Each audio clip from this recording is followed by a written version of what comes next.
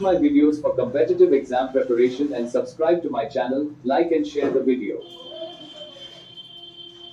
यह वीडियो समीक्षा के तौर पर पेश करना मेरा उद्देश्य है।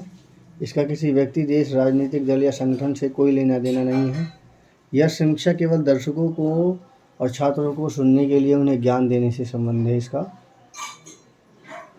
भारतीय छात्रों को कम फीस पर पढ़ाएंगे विदेशी विश्वविद्यालय। देश में अपने कैंपस खोल रहे विदेशी विश्वविद्यालयों में छात्रों को इन विश्वविद्यालयों के विदेशी कैंपस के मुकाबले आधी या उससे कम फीस ही चुकानी होगी। ये भारत सरकार का बड़ा ज़बरदस्त फैसला है। शिक्षा मंत्रालय ने देश में कैंपस खोल रहे विदेशी विश्वविद्यालयों को लेकर दी जानकारी। अब तक 19 को मिल चुकी है अनुमति। 3,500 से 4,000 छात्र कर सकेंगे अध्ययन। ये काम इन्हें बहुत पहले कर लेना चाहिए था कि कम से कम हमें इस तरह के विश्वविद्यालय खोलने से बहुत ज़बरदस्त बेनिफिट होगा। टॉप विश्वविद्यालय जब तक भारत सरकार भारत में नहीं आएंगे, किसी न किसी माध्यम से नहीं आएंगे, तब तक हमारे को वो बेनिफिट नहीं मिल सकता है।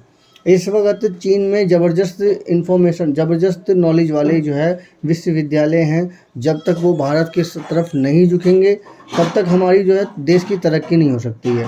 और इसी तरह से अमेरिका और यूरोप से भी टॉप विश्वविद्यालय जो कि स्पेशल तरह की इन्फॉर्मेशन, स्पेशल तरह का तकनीकी ज्ञान और स्पेशल तरह की समझदारी बड़े जो नॉलेज हैं, अगर वो नहीं दे पाएंगे तो हमारे देश में तरक्की नहीं हो पाएगी। इसके लिए ज़रूरी है कि वो विश्व के बहुत सारे जो देश हैं वो हमारे भारत में आएँ और अपना छोटा ही सही, ऑनलाइन ही सही, लेकिन वो कैंपस खोलें ताकि लोग उसकी तरफ झुकें और वो नया नॉलेज ले सकें।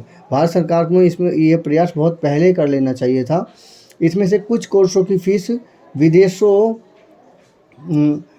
विदेशी कैंपस के मुकाबले 25% तक रहेगी। इनमें से कुछ कोर्सों के फ़ीस विदेशी कैंपस के मुकाबले 25% तक रहेगी। बहुत बड़ा फैसला लिया है क्योंकि ये कैंपस है, इसलिए इसमें फ़ीस भी कम होगी। यानी यदि विदेशी कैंपस में 100 रुपये फ़ीस ले रहे हैं तो देश में 25 रुपये की फ़ीस लेकर दाखिला देंगे।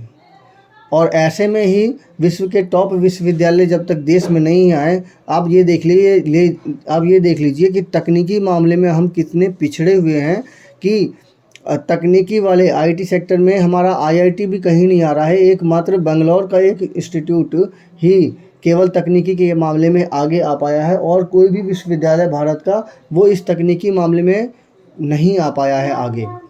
तो रिसर्च में हम कितने पीछे होते जा रहे हैं।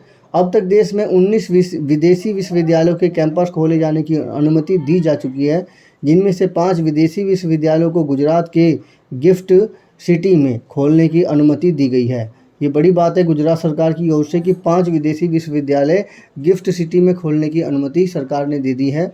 शिक्षा मंत्रालय के मुताबिक देश में विदेशी विश्वविद्यालयों को इस शर्त पर कैंपस खोलने की अनुमति दी जा रही है कि वह भारतीय छात्रों को विदेशी कैंपस के मुकाबले आधी फीस या उससे भी कम फीस पर पढ़ाएंगे। और यह बात अलग है कि अभी जिन 19 विदेशी विश्वविद्यालयों को देश में अपने कैंपस खोलने की अनुमति दी गई है, उनमें से गिफ्ट सिटी में 2 और उससे बाहर गुरुग्राम में 1 विदेशी विश्वविद्यालय ने ही शैक्षणिक गतिविधियाँ शुरू की हैं। गुरुग्राम में एक विदेशी विश्वविद्यालय है जिसने शैक्षणिक गतिविधियाँ पेश की है। गिफ्ट सिटी में 2 विश्वविद्यालय हैं जिन्होंने शैक्षणिक गतिविधियाँ पेश की हैं। तो गुरुग्राम में वो विश्वविद्यालय जो है वो दिल्ली के आसपास यानी उत्तर भारत के लिए बहुत ही अच्छा रहेगा। और चीन से बहुत सारे विश्वविद्यालय जो कि बहुत ही टॉप लेवल पर हैं, उन विश्वविद्यालयों को भारत में लाना सबसे अहम भूमिका अदा करना चाहिए एक नेता के लिए। इनमें से प्रत्येक की क्षमता 150 से 200 सीटों तक की है।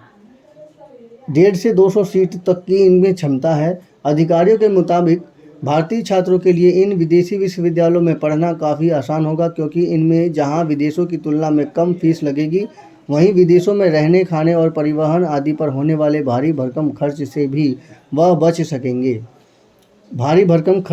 बच सकेंगे। इन विदेशी विश्वविद्यालयों में कैंपस शुरू होने के 1.5 से 2 साल का समय लग सकता है।